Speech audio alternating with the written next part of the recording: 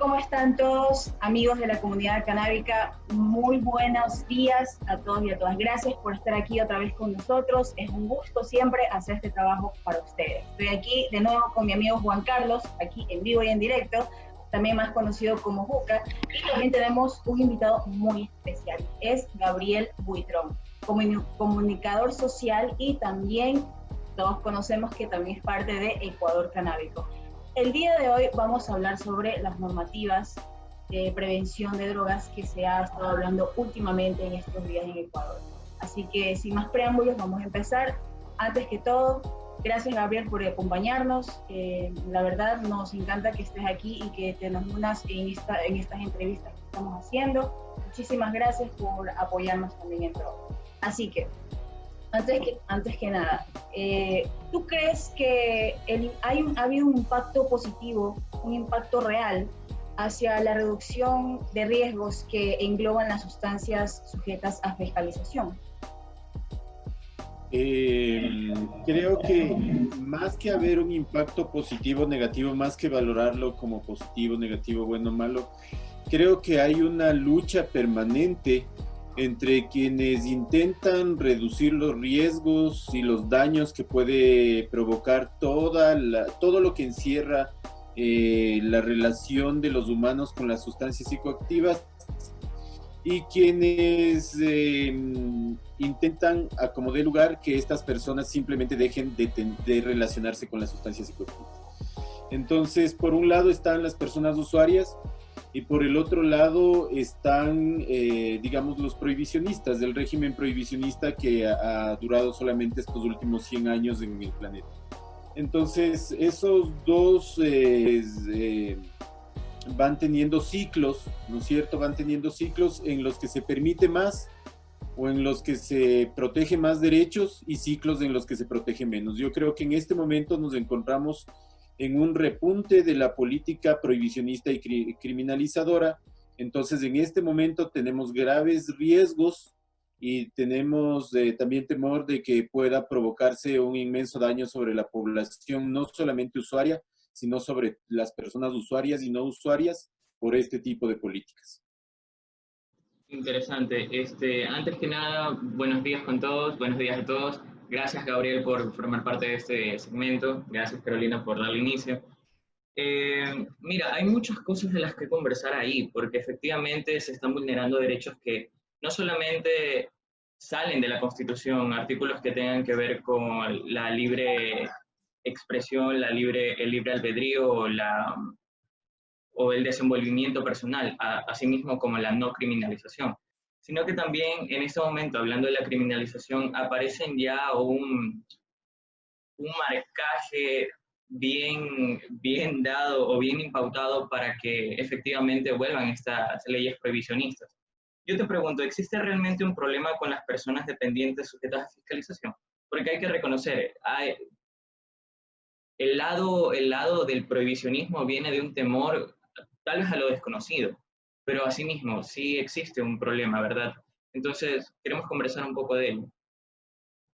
Claro, alrededor de precisamente los problemas que pueden estar relacionados al consumo de sustancias psicoactivas, también existen estadísticas en el mundo. Lastimosamente no las hay en el país porque no se hace investigación desde el Estado. Pero en el mundo más o menos se nos dice que del 100% de la población, el 10% son personas usuarias de sustancias psicoactivas, y de ellos el 10% son personas que pueden tener problemas con respecto a sus usos. Entonces, el 90% de personas usuarias no tendría problemas, el 10% sí. Ahora la cuestión precisamente es que por malas legislaciones y por mala educación, no se sabe diferenciar entre las personas que tienen usos problemáticos y el resto de la población. Y creen que todos necesitan rehabilitación o ser encerrados o ser tratados como enfermos, y no lo es así. Es solamente una pequeña población la que sí necesita apoyo, ayuda, más no tampoco castigo, encierro, estigmatización, pero sí necesita ayuda. Pero no llegue esa ayuda eficientemente porque hay una confusión entre todo, porque no hay claridades en las políticas de drogas, ni en la educación y la formación sobre políticas de drogas. Y al decir que, como tú dices, que como que no hay claridad sobre estas políticas, ¿tú qué piensas que ¿Cómo lo percibe el ciudadano común? ¿Qué piensa el ciudadano común, el que no es consumidor cuando escucha estas normativas? Esa es una excelente Ajá. pregunta. Cuando salen las Piensa, noticias, por ejemplo, antes de que respondas, cuando salen en las noticias, se aprueba siembra, cultivo y cosecha para cáñamo industrial y a su vez, en la siguiente noticia es detiene a una persona por 2 gramos. Hay una distorsión sobre cómo se está manejando el tema comunicacional. ya.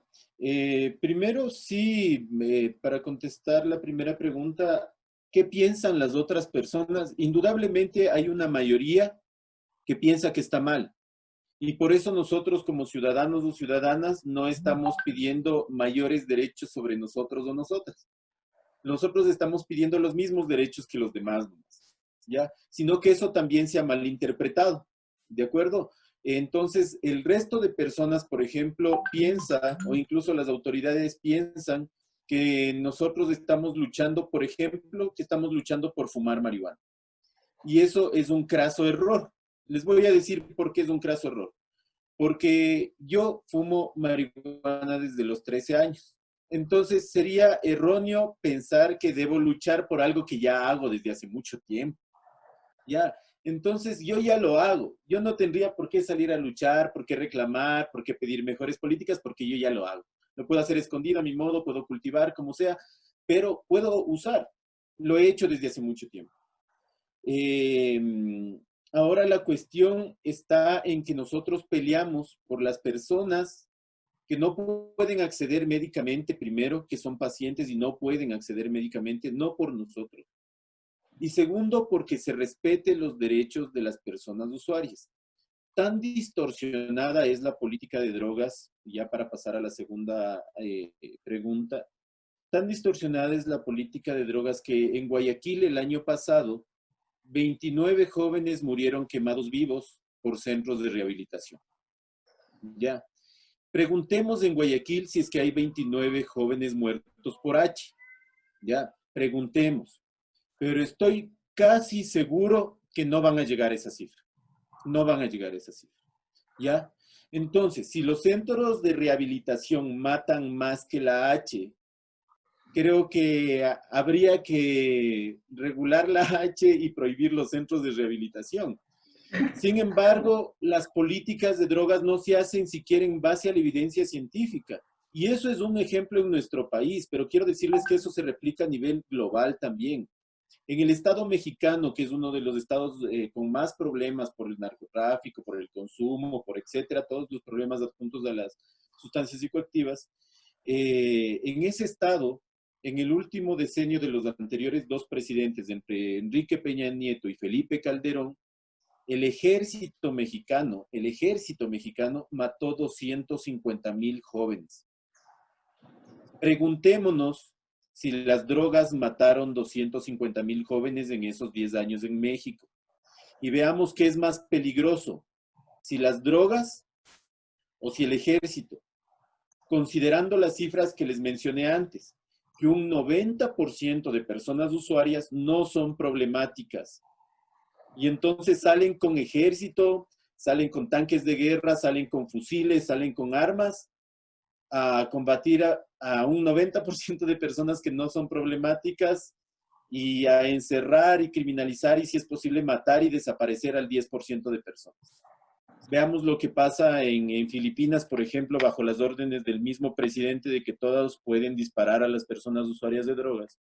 Ahora ya se va a abrir un sumario internacional sobre este presidente y hay miles de personas que han muerto extrajudicialmente. Entonces, esas son las irracionales políticas de drogas en las que caemos. No queremos beneficios para nosotros. Queremos políticas de drogas racionales, basadas en la evidencia científica, basadas en lo que está pasando en nuestra población, no en lo que creen de lo que pasa, de lo que pasaba hace 100 años en el comercio entre la China e Inglaterra sobre el opio. Están pensando todavía en esos paradigmas cuando hay evidencia actual que la ignoran. Entonces, se hacen malas políticas de drogas y parte de eso es esta última ley propulsada por el asambleísta Serrano y que más que de prevención es una ley de criminalización del consumo en el espacio público, Lo otro, claro que también penaliza el tráfico, pero también está criminalizando el consumo. Y eso significa que está yendo en contra de la misma Constitución. Y más allá de si nos guste o no, la cuestión es preguntarse si jurídicamente alguien puede ir contra la Constitución en una ley. Sí, solo estamos pidiendo igualdad de derechos, no ser tratados de una forma, como que de forma preferencial, solo queremos Sí, igualdad. no es preferencia. Ajá. Hay algo que tocaste que valga, no estén en las preguntas que estamos haciendo ahora. Am, Hay un tema que también hay que considerar, que es el interés político que hay en medio de todos estos temas, porque efectivamente la ley de prevención de drogas le da un poder o una facultad a los gobiernos autónomos descentralizados. Y también tengo entendido que se les va a generar un tipo de capital o un tipo de fondo para supuestamente tratar o beneficiar o ayudar mediante centros de rehabilitación, sea el X, Y, Z, cualquier tipo de asistencia social hacia las personas que en este caso son consideradas un problema de salud pública. Preguntaría, ¿hay que considerar que hay un interés político y económico detrás de esa ley? Sí, totalmente. Pero el interés económico no va por ahí.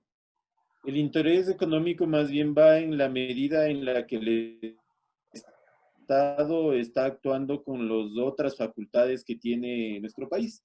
Y es ¿Te refieres privatizarlo a todo. la Las siembra, empresas cultivo y que cosecha tienen... de cáñamo industrial? No, no, no, Ah, no, ya. no, no. No, no, específicamente a esta ley.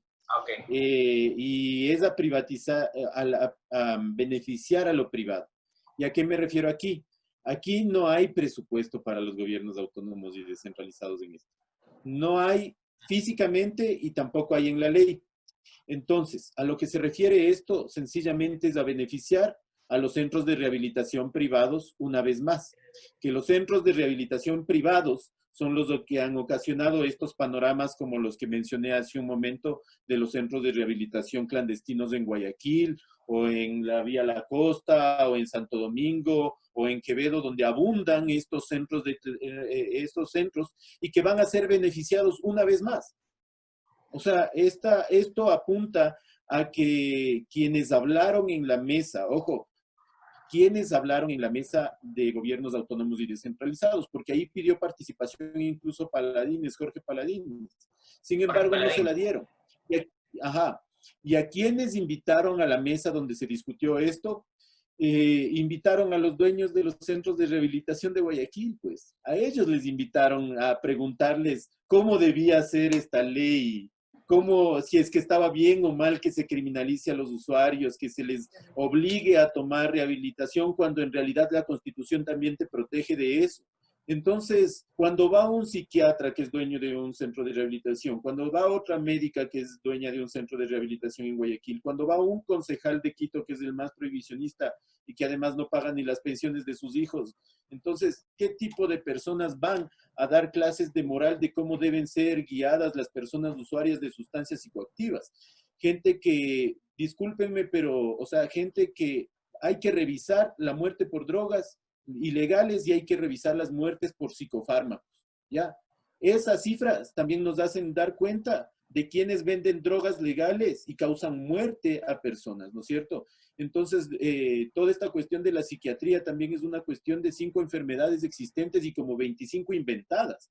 Entonces, no, yo lamento que no se haya escuchado a todos los sectores para armar esta ley y que se haya sido solo preferencial con unos que van hacia ese interés. Ese es el interés económico. El interés político, en cambio, es utilizar de nuevo el populismo penal de vamos a encerrar a los malos para llegar a nuevas elecciones, ¿no? Y creo que ya en la vez anterior le salió al asambleísta Serrano, así que ahora parece que va a utilizarlo de nuevo como su carta o su caballo de Troya para poder entrar de nuevo en la lid política cuando ya todos y todas están deslegitimados y deslegitimadas por la calidad de clase política que tenemos en este momento en el país. Gabriel, tienes muchísima razón lo que acabas de decir. Cuando mencionaste que los mismos directores y dueños de los centros de rehabilitación fueron invitados, yo me quedé como que, ¿perdón? Me quedé así como que, no creo. ¿Y tú piensas o consideras que hay una comunicación efectiva de parte de los medios de comunicación con respecto a los temas que engloban al cannabis. No, para nada. Para nada. Creo que ningún medio de comunicación local, de los grandes medios de comunicación me refiero, ninguno en absoluto, ningún periodista dentro de ese medio de comunicación, ningún comunicador o comunicadora social dentro de esos medios de comunicación masivos, ninguno y ninguna ha sido formado o formada en tratar temas de drogas. Ninguno y ninguno. No tienen formación. Entonces, primero es eso. O sea, primero que desde los mismos periodistas a veces hablan desde la ignorancia y desde un pésimo uso del lenguaje. Y segundo, que los medios también representan intereses económicos. Entonces, más o menos les mandan a hablar de algo. No es que tú como periodista puedes investigar absolutamente todo y hablar absolutamente de todo, sino que sigues una línea editorial de bastante censura previa y en la que tú tienes que investigar también según las líneas que te permiten dentro del medio de comunicación. Entonces, más o menos te dicen ahora, o sea, bueno, desde hace unos 5 años más o menos te dicen, hablen de CBD, investiguen sobre el CBD, busquen sobre el CBD, promocionen el CBD básicamente, o sea, ya no es ni investigación objetiva, es una promoción de un cannabinoide de moda, digamos, como para beneficiar solamente a las industrias farmacéuticas que ya se han hecho con estas posibilidades. Entonces, echando por tierra y por suelo toda la construcción histórica de las poblaciones que han levantado esto. Y esto no me refiero solamente al país, sino veamos a los mismos Estados Unidos, donde evidentemente incluso ya ahora hay documentales que demuestran quiénes y cómo se construyó la cultura canábica, ¿no es cierto?, valorando por fin, después de tal vez también 100 años de prohibición, valorando las historias y los íconos, los personajes icónicos que marcaron la historia de la creación de toda la cultura canábica y básicamente es del pueblo afroamericano. Y ahora hay un solo empresario afroamericano y el resto son hombres blancos empresarios conservadores que hablan del CBD. Entonces, es una cuestión perversa también el promocionar solo un cannabinoide cuando nosotros conocemos cómo funciona la planta con el efecto séquito y con todo, con todos los cannabinoides y con otros compuestos como los terpenos y flavonoides que puede tener la planta. Pero hay intereses grandes y creo que la mala comunicación, o sea, lo que se trata mal la comunicación, tanto desde el Estado, desde sus medios de comunicación, como desde los medios de comunicación privados, obedece a ignorancia y a intereses. Exactamente, así un periodista que no sabe mucho sobre el tema tergiversa mucho y se viene abajo toda la lucha en que se ha estado. Pero también hay algo que me gustaría que me digas tu opinión. ¿Tú crees que es considerado prudente desde nuestra perspectiva como activistas que salgan estos casos en los que hay algunas personas que toman la iniciativa sin tener la organización adecuada? Por ejemplo, tenemos una noticia que tocó en Machala, de que tuvimos a un compañero de la comunidad que lamentablemente lo acusaron por tener muchas plantas en sus casas. Tenían una cantidad muy grande. Entonces, obviamente, esto nos impactó mucho a la comunidad.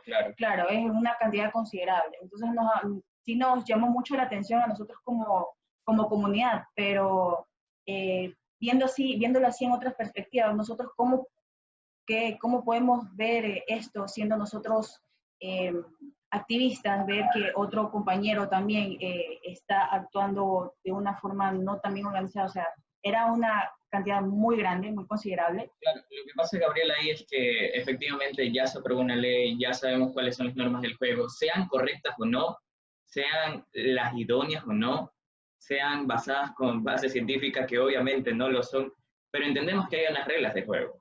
Entonces, aventurarse a realizar algo de manera autónoma y con el nivel de riesgo que hay, ¿cómo lo podemos percibir nosotros como activistas, como personas que están dentro del sector? De acuerdo. Yo creo que en estos casos, yo creo, pero es mi percepción. Claro, obviamente. Nosotros debemos ir hacia los derechos humanos. Básicamente porque, primero que nada, quiero decirles que antes que esta persona haya cultivado, incluso antes cuando era más prohibido y cuando habían reglas de juego igual, pero eran más prohibitivas, igual la gente cultivaba. Si no, no se hubiese mejorado la semilla, si no, no se hubiese hecho aceite canábico, si no, no se Completamente. hubiese hecho nada de todo lo que ha pasado.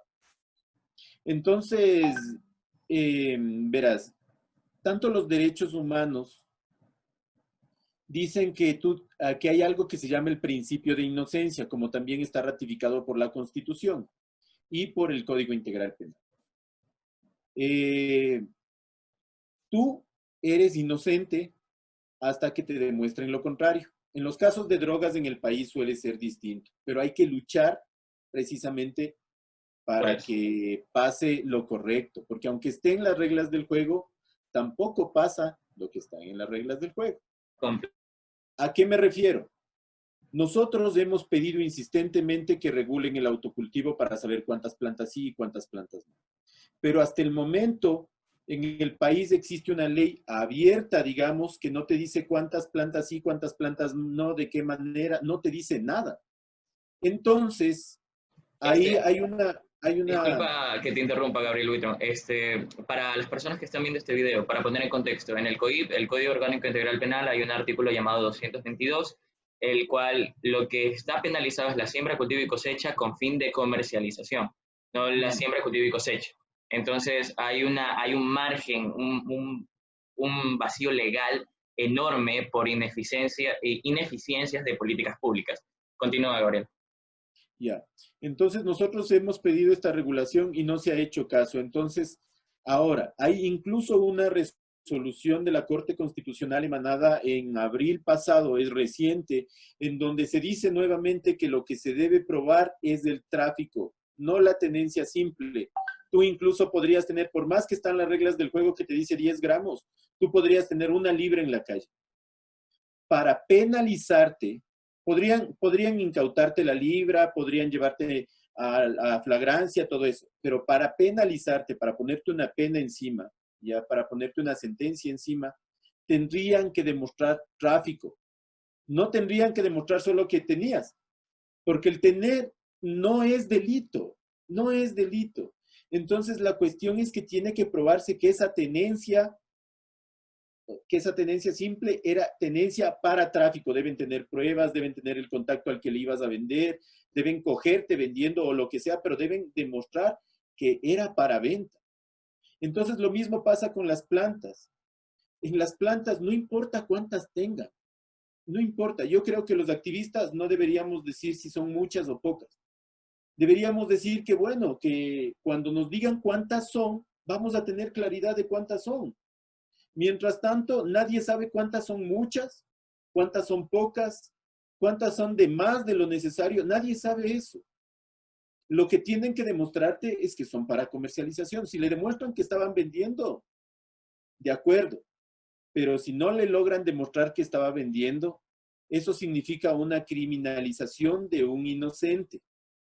Porque él puede tener todas las plantas que quiera mientras no las venda. Él puede tener 100, 200, 300. Si no las vende, si no logran de demostrar de ninguna manera que las vende, él es inocente. ¿Y a qué me refiero? ¿A qué voy también? A que en este país se saben las rutas del narcotráfico y no persiguen esas rutas, sino persiguen a unos jovencitos que están con plántulas, porque ni siquiera eran plantas. Y no está lo malo solamente en la persecución y en el estigma, sino que yo les invito a revisar también cifras precisamente de Jorge Paladines en una investigación que hace con respecto a la criminalización para Fez Ildis, y ahí se mencionan las cifras, por ejemplo, de gasto que hay en el país con solamente coger a una persona, llevarla a flagrancia y que esté detenida. Suman más de $15,000 por cada persona detenida. Multipliquen eso por los miles de personas que pueden ser detenidas injustamente y esa persona salió después de un día.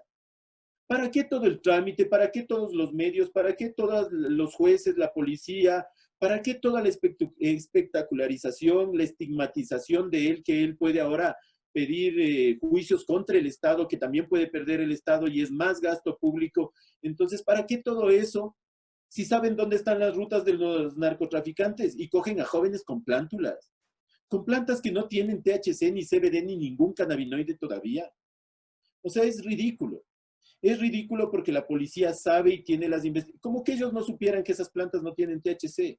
Pero hacen eso para desviar la atención, para decir que sí están cogiendo a personas cuando los otros salen con vista y permiso de muchas autoridades en avionetas, en las pistas que recién se descubren por la Fuerza Aérea. ¿Cómo así recién se descubren si han estado ahí como 10 años? Pues?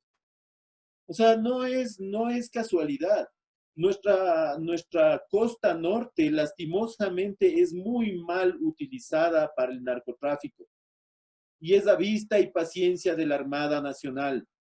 Entonces, es muy triste. Es como Colombia en el tiempo que también Uribe era el director de la aviación civil y ninguna avioneta salía sin su permiso y salían avionetas.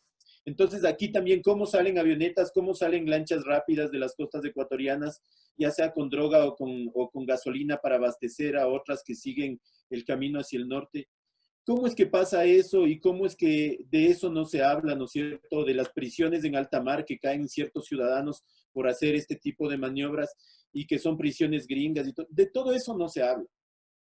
Pero se habla del joven con 60 plántulas, que no tenían nada y que tuvo que salir al otro día. Bueno, luego se corrigió y salen con que eran 19, 16 plantas.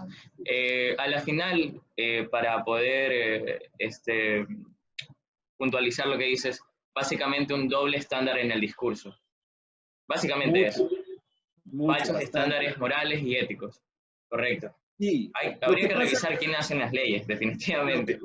Lo que pasa también es que creo que en nuestro país todavía, igual que en la mayoría de Latinoamérica, no hemos arribado siquiera a la discusión de la democracia ni de la izquierda y la derecha. Hay personas que han cogido esos discursos para montarse en modos populistas para ganar votos. Pero aquí, en nuestro país y muchos de los países siguen siendo guasipungos. Claro. Se siguen manejando como haciendas, son hacendados los que manejan. Vean cómo manejan los señores Nebot, o sea, las familias que ahorita les estamos viendo de nuevo, cómo manejan el país. Sigue siendo una hacienda. Seguimos, cuando salgamos del pensamiento feudal y esclavista, recién vamos a poder discutir la democracia.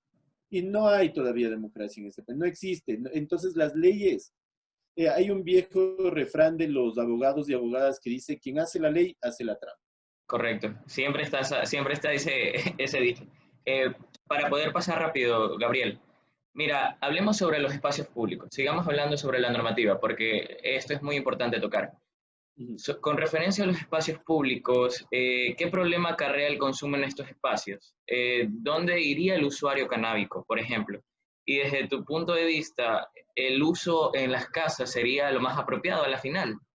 Hablando desde el usuario paciente de enfermedades crónicas hasta el usuario adulto, el usuario recreativo, porque ahora está siendo criminalizado. Entonces, ¿cuáles son las optativas que tiene esta comunidad? Excelente.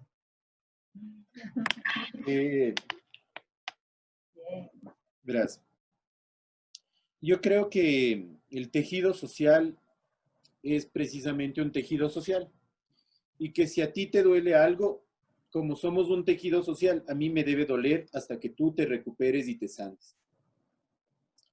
Entonces, en esta medida, como te digo, nuestra lucha no ha sido por nosotros o por tener el espacio público también nosotros o nosotras, sino porque incluso nos hemos cuestionado, o sea, siempre nos preguntamos quiénes son los más débiles en esto. Entonces, así como hablé hace un momentito de los más débiles, como los pacientes que necesitan el acceso a cannabis medicinal y que no tienen y que pueden ser criminalizados, ahora hablando del espacio público, creo que todos y todas, seamos usuarios o no, debemos preguntarnos quiénes son los más débiles en este momento en esa situación y ver cómo protegemos sus derechos. Entonces, lo que más nos preocupa en primera instancia es las personas usuarias de sustancias psicoactivas que están en condición de calle. ¿Qué va a pasar con estas personas? ¿En condición de qué, perdón? De calle. O en situación de calle. ¿Qué va a pasar con estas personas?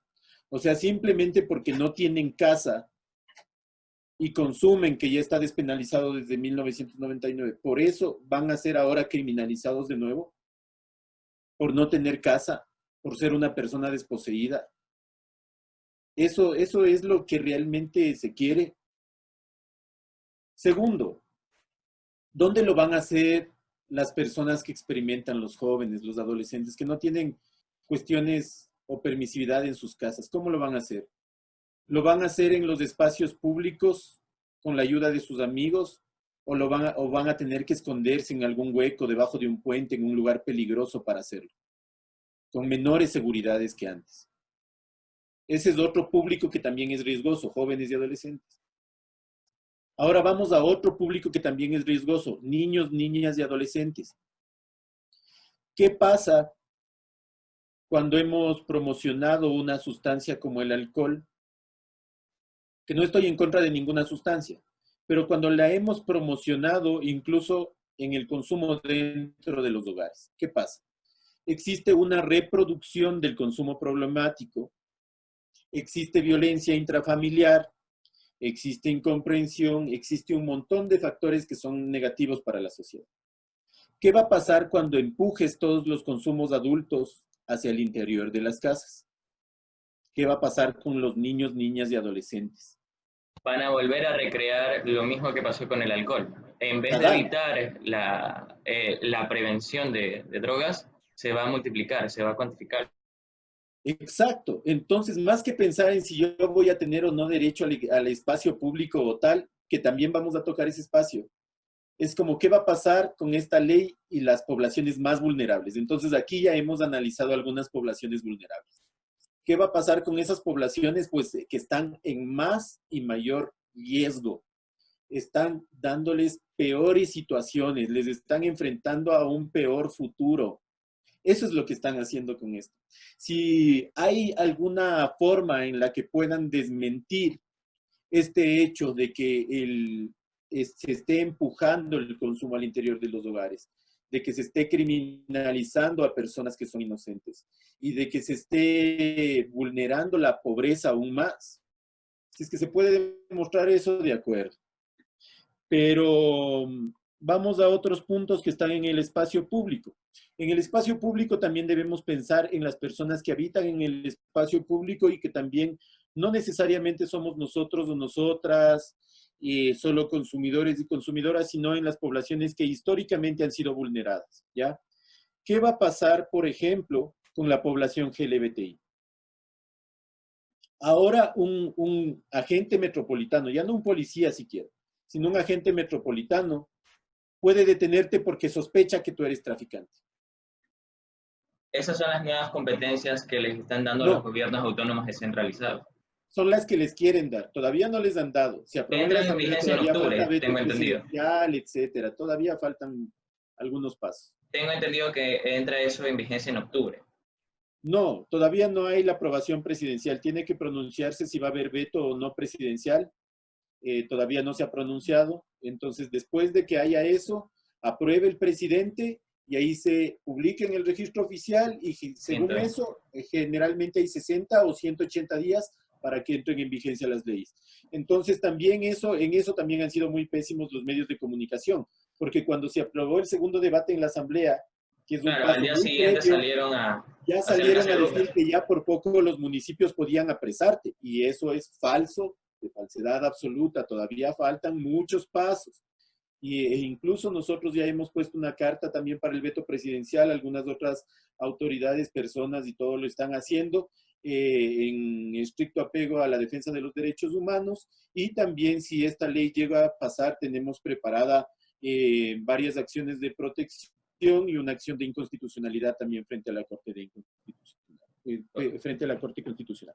Entonces, sí, bueno, la cuestión es como te decía, por ejemplo, población LGBTI, población trans, población que son comerciantes autónomos, que ya son abusados y abusadas por este tipo de autoridades, entre comillas, porque son civiles los agentes. ¿Cómo van a estar frente a los agentes ahora? O sea, ¿qué otro tipo de vulnerabilidades van a recaer sobre estas personas? sobre las personas que ejercen el trabajo sexual, por ejemplo. ¿Qué va a pasar en los espacios? Va a ser otro instrumento de chantaje, de presión sobre esas poblaciones, ¿ya? Entonces, después de habernos fijado en niñez, en adolescencia, en juventud, después de habernos fijado en las poblaciones que viven en calle, después de habernos fijado en las poblaciones históricamente vulneradas, fijémonos en nosotros y nosotras, los usuarios, usuarias, que tal vez de pronto tenemos pipa de vidrio o tenemos cueros y sabemos cómo usar más correctamente, todo eso. Nosotros a lo mejor sí podemos hacer nuestras asociaciones y nuestros clubes y tener lugares privados, que también deberían entrar esa posibilidad en esta normativa, de que si se va a prohibir en unos lugares, en otros deba ser regulado. Ajá. Entonces, tanto en lugares públicos como también en privados. ¿A qué me refiero?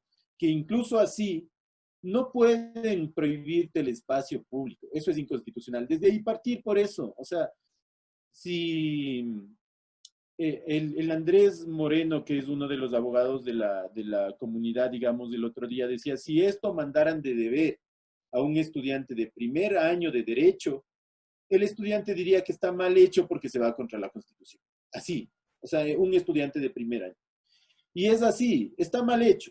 Entonces, hay muchas formas como desvirtuarlo y esperamos que eso se escuche hasta antes de que sea aprobado o después de que sea aprobado, porque esto, digamos, incluso termina convirtiendo cosas que no son competencias constitucionales o de la ley a los municipios. Ese otorgarle calidades penales a los municipios o de facultades de policía a los agentes civiles o ese tipo de cosas van en contra de la norma jurídica, van en contra, o sea, no tiene sentido. Correcto, Gabriel. Entonces me queda claro. Primero, inconstitucional, va en contra de todos los derechos que ya se han ganado y obviamente eso la ley no puede ser retroactiva. Segundo, tiene que haber espacios que sean regulados, ya que están comenzando a prohibir espacios que sí, obviamente no deberían. Obviamente, efectivamente son políticas ineficientes que van a vulnerar derechos de sectores marginados o sectores menos protegidos. Ahora que vamos a hablar también, tocando el tema otra vez de la prevención de drogas en los jóvenes y de derechos también en los jóvenes, queremos saber, ¿tú qué opinas o tú crees que se precarizaría la educación si se pone en marcha estas medidas que quieren implementar en los centros educativos para prevenir el consumo de sustancias sujetas a fiscalización? ¿Y qué implementaría en la dinámica educativa? Antes de que responda Gabriel Buitrón, audiencia, nada que Gabriel está disfrutando las preguntas porque dijeron, por fin me preguntaron estas cosas. Es que son buenas preguntas, son excelentes preguntas porque, o sea, hay panoramas muy distorsionados, muy oscuros, que están mal hechos y que pueden ocasionar peores vulneraciones. Y ahorita me acaban de recordar algo que es fundamental en cuanto a las competencias que tienen incluso en la educación. El hecho de poner estas posibilidades en esta ley, en cuestión de jóvenes, es decir, jóvenes que ya puedan pasar los 18 años, es que pueden ser criminalizados y penalizados incluso de una manera errónea cuando son usuarios y usuarias. Segundo, que al ser al interior de centros educativos, generalmente lo que provoca esto es que las personas que se ven involucradas en este tipo de investigaciones o de penalidades o cosas como esas, pierden su carrera educativa, dejan su carrera educativa. Entonces también es una pérdida para el país, para la persona, para la familia, es retroceder, es hacer daño a una persona el encerrarle cuando está educando. Y pasando de nuevo a las poblaciones vulnerables, si esto se llega a cristalizar en adolescentes y en niños y niñas, es aún un riesgo mayor. Ustedes saben cuánto y cómo pagan y cómo se mueven las redes de pedofilia por acceder a imágenes de menores. ¿Se imaginan lo que es tener cámaras hasta cerca de los baños o en los patios donde hacen educación física nuestros niños, nuestras niñas, nuestros adolescentes para estas redes? ¿Ustedes saben cuánto pagan o cómo operan para acceder a ese tipo de videos? ¿Quién va a tener la custodia de esos videos? Como que tuviésemos gran seguridad informática. Recién se nos fugó información de todos los ecuatorianos y ecuatorianas. Se ha vendido, creo, el Estado a empresas extranjeras. Y esta información que es terriblemente sensible en niñez y adolescencia, ¿Cómo se ¿dónde llamaba ese puede? ministro? Me olvidé el nombre. El ministro encargado del tema de comunicación. Bueno, en fin, sí, efectivamente creo que fue como hace unos 6 meses que hubo esa fuga de información, ¿no? Exacto. Entonces, imagínate lo que puede ser las imágenes. Yo soy padre de familia, de un adolescente. Y a mí me preocuparía gravemente si de por sí ya hasta hay reglas incluso contra la publicidad de que no pueden acceder a las imágenes de niños, niñas y adolescentes, ni se puede poner fácilmente una cara de un niño en la tele ni nada. ¿Cómo así a mi hijo le van a estar grabando y filmando? ¿Cómo así? Eso no es darle seguridad. Eso es primero quererle castigar, no darle seguridad, primero quererle castigar y segundo poner en riesgo sus imágenes, que es su propiedad única de él, propia de él, y que yo como padre hasta cierta edad estoy autorizado a tratar de proteger. Entonces, incluso por ese lado es terrible lo que puede ocasionar en la educación este tipo de impactos en la política. Sí, la verdad incluso hasta da un poco de miedo porque no todos los padres están de acuerdo con todo eso. Es algo muy delicado que tenemos que tomar en cuenta y también como ha habido estos casos en estos años sobre las violaciones y abusos sexuales y también los centros educativos, es algo muy delicado para tomar. Y también concuerdo contigo, es algo que da un poquito de miedo, hasta te hace acuerdo a Black Mirror, a la serie en Netflix en que está vinculado a lo informático. Entonces, sí, tienes Sí. muchísima razón, Gabriel. Definitivamente son políticas irracionales, porque si realmente lo que buscaran es proteger y cuidar, primero el Estado no tiene la capacidad económica para poder implementar eso a todo nivel de educación del país, cosa que solo se van a implementar en ciertos y en puntos específicos, cosa que también vulneraría otros derechos, en cuyo caso el tema de la prevención, de cuidar, etcétera, queda muy minimizado si es que realmente se consideran los casos de violaciones que ya se han tenido, los casos de trata de blancas y de pedofilia. Porque solo ahora, hablando con las sustancias psicoactivas, es que quieren implementar medidas muy herméticas. Recién se quieren poner pilas, exactamente. Señor Huitrón, dígame, ¿quiere opinar algo antes? No, dele nomás. De acuerdo. Hablemos sobre algo que a la final a veces queda en el aire, porque nosotros estamos en el medio y conocemos cómo funciona tal vez un poquito más el tema de la planta de cannabis, también sobre las políticas y sobre qué tipo de industrias se podrían abrir. La percepción del ciudadano común, la persona que tal vez no tiene ningún familiar de enfermedades crónicas, tampoco es usuario adulto, todos los días se levanta con una noticia nueva, entre se está probando cosas con el cannabis y por otro lado se está criminalizando a personas que tienen hasta 1 gramo de flores, que obviamente pueden venir o no de tráfico, pero igual se está criminalizando. La percepción del ciudadano común. La ciudadanía ecuatoriana, nuestro país, tiene el nivel de educación como para ya comenzar a conversar estos temas, que ojo, lo tuviera o no, se tienen que conversar, se tienen que poner en la mesa y se tienen que comenzar a desvelar, porque efectivamente si no hay claridad, si no hay luz, las cosas siempre se van a quedar en oscuridad. Pero a veces me pregunto si Ecuador en la etapa o lo que conlleva al nivel de educación, estaría ya preparado para tocar estos temas de manera correcta, de fondo y no de forma. Yo creo que sí, ¿por qué? Porque un poco, digamos, también las pautas culturales de otros lugares te van plasmando eso. Eso tiene que ver más con la cultura.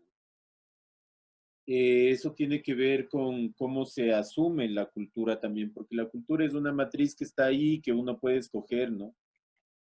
pero ahora en este mundo globalizado, donde hay tanta información, donde la comunicación es tan rápida, eh, digamos que todas las personas, incluso los adultos mayores, ahora yo les veo con celular, ¿no? Y viendo absolutamente todo y les está llegando los mensajes y todo. Entonces, creo sobre todo que desde hace unos 5 años hay una transformación en los medios de comunicación, como te decía. No es la más adecuada, pero se habla más. Como tú decías, o sea, no es que no importa si están o no educados, es que ya está pasando. Y la cuestión es que ya se está hablando. Esto que ahora está pasando, como tú decías, tal vez es fruto de de los que camellamos antes y los que camellaron antes que nosotros, porque antes que nosotros hay mucha gente, ¿cacha? Hay gente que ya son viejos, ¿cacha? Que están y que siempre han estado y que algunos recién comienzan a salir a la luz con estas cosas, pero que han estado desde mucho antes y que es una lucha cultural también. Es desde que no se hable nada hasta que se vaya hablando y hablando mal, balbuceando, ¿no es cierto? Es como aprender a hablar, como sería para un niño. Entonces, de ley te vas a equivocar, de ley todo eso, pero ya se está hablando. Y de esto no se hablaba. Hace 5 años no se hablaba del CBD siquiera. Hace 5 años se comenzó. Y el CBD ahora ha tenido un gran impacto en que también todos y todas ahora puedan discutir del cannabis medicinal en otra manera. Y ya se habla del cannabis medicinal. Entonces, ¿a qué me refiero ya para ser mucho más concreto? A que la encuestadora de Santiago Pérez en enero pasado soltó unas cifras a través de Twitter sobre la aceptación del cannabis medicinal en la población ecuatoriana. Y en poblaciones como Pichincha pasaba del 60%. Entonces, ya hay población en el país con mayoría, como Pichincha, pueden ser otras poblaciones también que están alcanzando, que están por ahí, pero que ya aceptan el cannabis al menos de forma medicinal. O sea, ya no en lo lúdico, no entra en nada, todavía hay mitos, tabús ahí, pero es que hace 10 años no se hablaba de nada. Después ya se comenzó a hablar de CBD y ahora más del 60% en Pichincha aprueban el cannabis medicinal. Entonces, eso nos da una pauta de que vamos evolucionando culturalmente también. Y la cultura tiene que ver muchísimo con el lenguaje, muchísimo. Es buena esta pregunta también, porque precisamente en la medida en la que vayamos hablando más, en la medida en que salgan los contrarios también, o sea, porque yo sinceramente me divierto mucho con los contrarios, ¿cacha? O sea, con estas personas que tienen los centros de rehabilitación y Sí, me voy a cosas como imaginar, te esas. has de divertir jodiéndolos un poco. O sea, no jodiéndoles, verás, sino que el otro día, por ejemplo, me llama una persona a tratar de tenderme una trampa, ¿cacha? Y después, como no pudo conmigo, lo hizo con la doctora Cris, pero era para supuestamente ir a un programa de entrevistas que era objetivo e imparcial. Entonces, yo sí me di cuenta cómo estaba armado por la persona que me llamó. O sea, yo sí le había visto en un evento con Julieta Sagniay en Guayaquil. Y esta Paréntesis, persona, paréntesis, paréntesis. Para quienes no conozcan a la doctora Julieta Sañay, es la doctora que está incentivando los centros de rehabilitación en la costa, específicamente en la gobernación del Guayas, porque recordemos que Cintia Viteri, antes de entrar a la candidatura de ya ser alcaldesa de Guayaquil, dio una propuesta de centros de rehabilitación para Guayaquil, para los jóvenes, para mejorar Guayaquil. Entonces, cabe la casualidad que la señorita, la doctora Julieta Sañay, es la doctora principal y encargada de estos centros de rehabilitación. Sigue, Witran. ya, entonces, sí, o sea, yo me di cuenta que era una persona que trabajaba con ellos, ¿no? Entonces, pero me hice loco porque se presentó así como un profesional también. Me dijo colega, ¿cómo estás, colega? Porque era máster en políticas de drogas también en alguna otra universidad, así Ok. como yo estudié en el IAM, pero me dijo colega. Entonces, me dice como, nada, quiero invitarte a un programa que es de YouTube y que ni sé cómo ni sé cuánto. Y yo como, qué interesante, qué chévere, todo eso.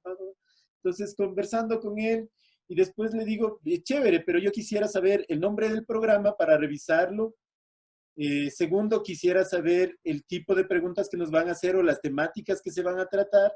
Y tercero, qué otras personas van a componer el panel. Entonces, se puso un poco más nervioso.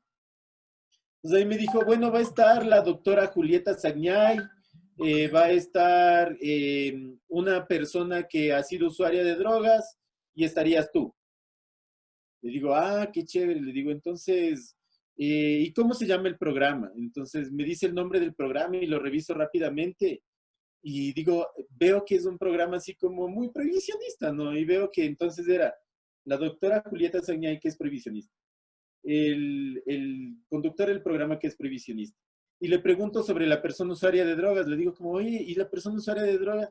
Dice, no, es una persona que ya ha sido rehabilitada y que ni sé cómo y ni sé cuánto. Le digo, bueno, entonces, le digo, verás, quiero serte sincero, le digo. Yo sí te he visto con la doctora Julieta Sagniay. Y se pone más nervioso todavía, ¿no? Entonces le digo, todo bien, le digo, todo bien. Le digo, yo les pregunto todas estas cosas porque antes ya nos han estigmatizado mucho. Y la doctora Julieta Sagniay se ha referido a mí en muy pésimas palabras. Entonces, por esa razón, yo no quiero caer en una trampa. Y yo me estoy dando cuenta que ustedes me están tendiendo una trampa. Entonces, si ustedes quieren ser objetivos, aunque el programa sea suyo, permítanme también tener a otra profesional de la salud a mi lado y también a una persona usuaria de sustancias que no se arrepiente de serlo. Entonces me dijo, ah, es que yo no manejo el programa, voy a hablar con mi amigo que es el productor y que ni sé cómo y ni sé cuánto, y ahí te aviso. Entonces, al final le dije, bueno, verás, finalmente tú me dices que eres técnico. Le dije, ¿qué piensas sobre esta ley que es la que quieren discutir? Porque era para discutir sobre la ley de prohibición. Me dice, se sonríe un poco, o sea, se ríe porque le escuchaba, era por teléfono, y me dice, la verdad te voy a decir algo. Me dice, yo estoy a favor.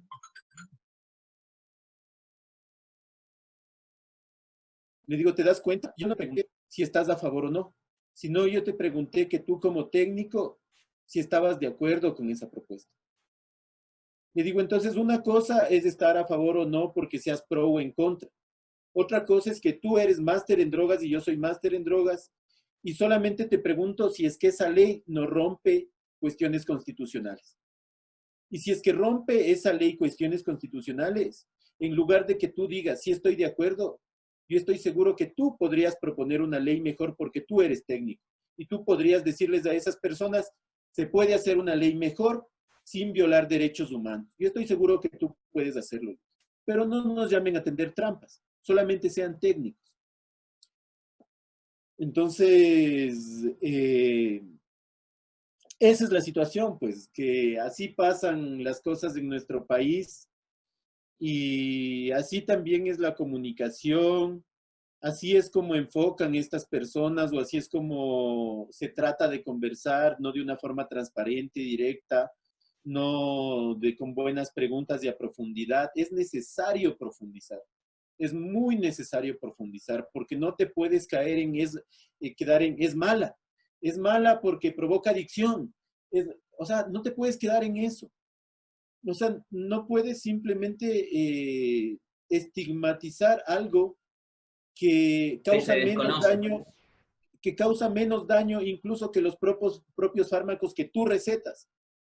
No, es ya ilógico.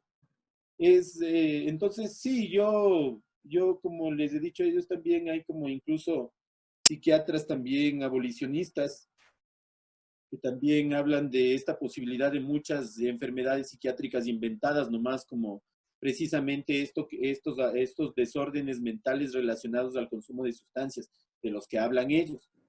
Cuando en realidad generalmente son otros los problemas que terminan desencadenando en un uso problemático. Y entonces solamente tratan el uso problemático y la persona deja de usar un tiempo y por los problemas a los que vuelve a usar y vuelve a usar problemáticamente. Entonces, por eso no tiene razón tampoco ese tipo de tratamientos que tiene tan baja eficacia, ¿ya?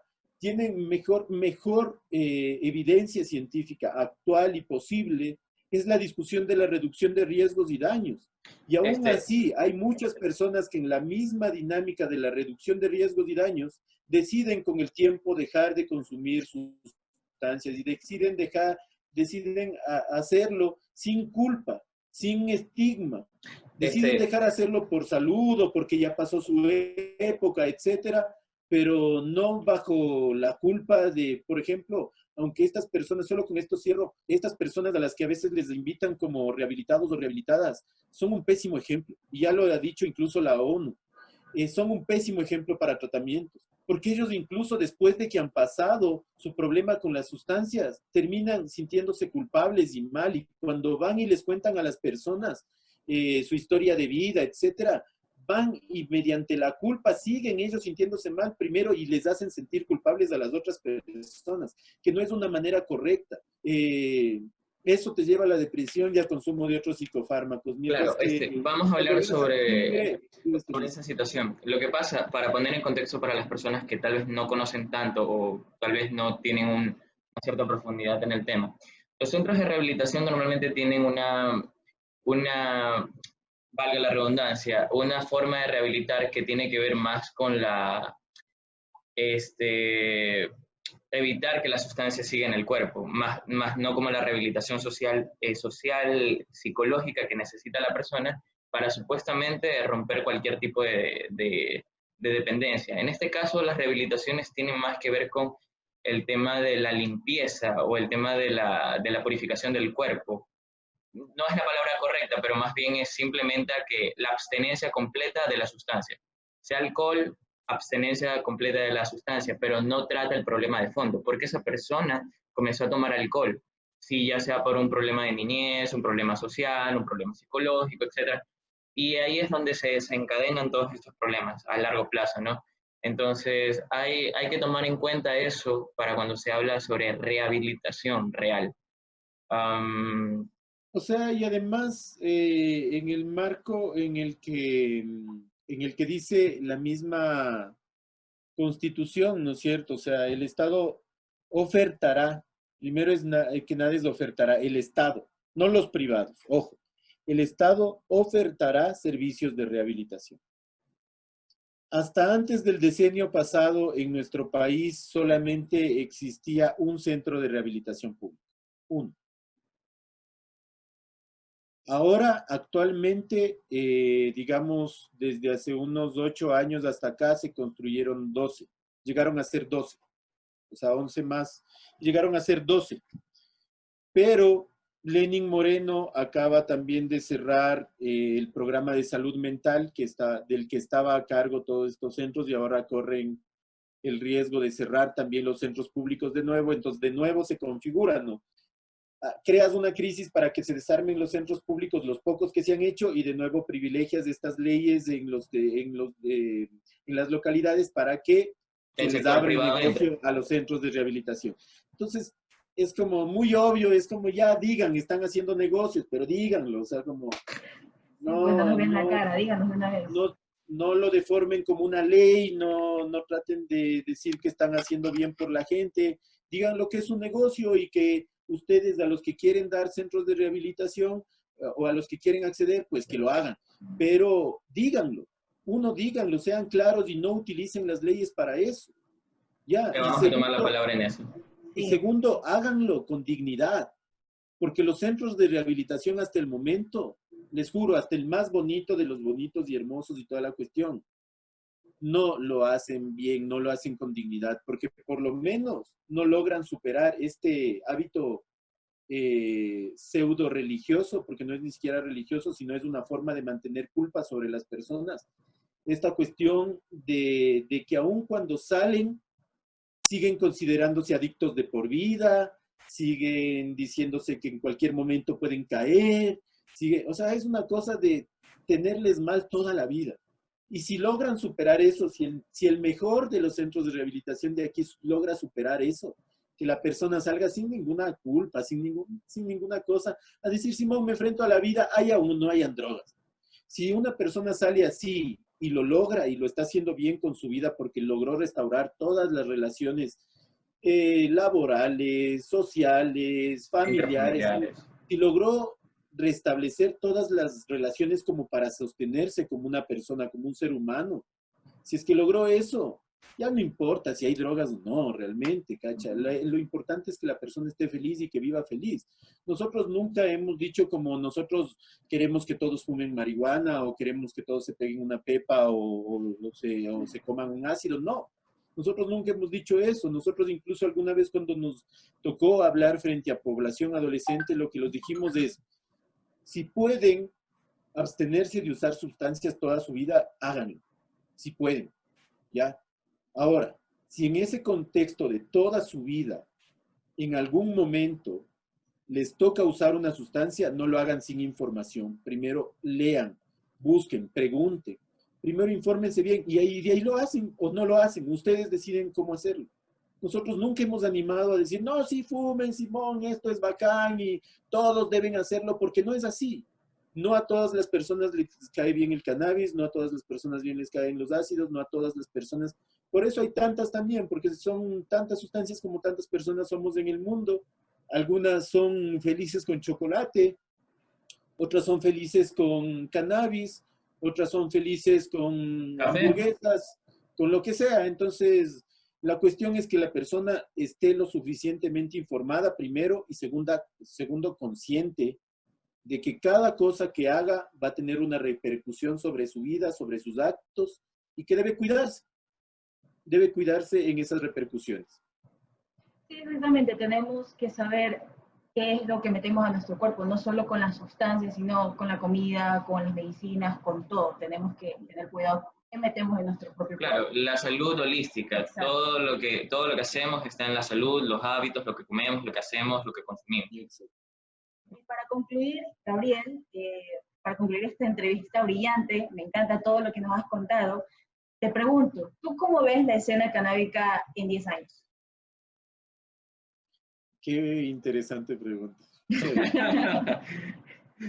Es un sueño, ¿no? Es un sueño, es como lo de... Tú ya estás soñando en la Malcolm. realidad, ¿verdad? Porque tú has luchado esto 10 años y tú lo viste desde que a un Sí, chico con sí. un porro Y ahora hay otros sueños, por eso mismo. Entonces, es como a lo Malcolm X o a lo... No a lo Obama, porque ya eso suena muy feo, pero sí, yo tengo un sueño, ¿cacha? Y si me preguntan sobre 10 años, yo tengo un sueño de que en 10 años eh, logremos como comunidad ser los proveedores de la medicina canábica para nuestro pueblo. ¿Para? Para nuestro pueblo. Ah, sí, correcto. Que sea medicina para aquí, de excelente calidad. Que no busquemos tanto las exportaciones, de eso se encargarán otros o lo que sea. Estoy durando bastante. Es que el aceite de mejor calidad del mundo puede salir de aquí, de donde tenemos de las mejores tierras y además con las mejores condiciones en humedad y en radiación solar. Por eso tenemos el Yasuní. Estamos en el espacio en donde está el territorio más mega diverso del mundo y es por condiciones específicas de humedad y radiación solar, ¿cacha? Entonces, aquí se puede provocar las mejores plantas del mundo, se puede sacar el mejor aceite del mundo, y yo creo que no debe ser priorizado para otros públicos, sino para nuestras familias. Correcto. Sí, Bueno, Gabriel, la si verdad es logramos que hacer eso con calidad, si logramos tener una pequeña industria para eso, para nosotros aquí como comunidad, yo me sentiría feliz como ahora veo algunas comunidades de los antiguos hippies, de los viejos hippies en Colorado, en California. Yo no soy muy hippie, yo soy más anarquista, pero veo como ellos ahora pueden estar felices de haber logrado también esas cosas, ¿cachai? Hay muchos que han tomado esto como una empresa nada más y como cosas así, pero esos sectores en cambio lo ven de otra manera porque ellos también lucharon mucho.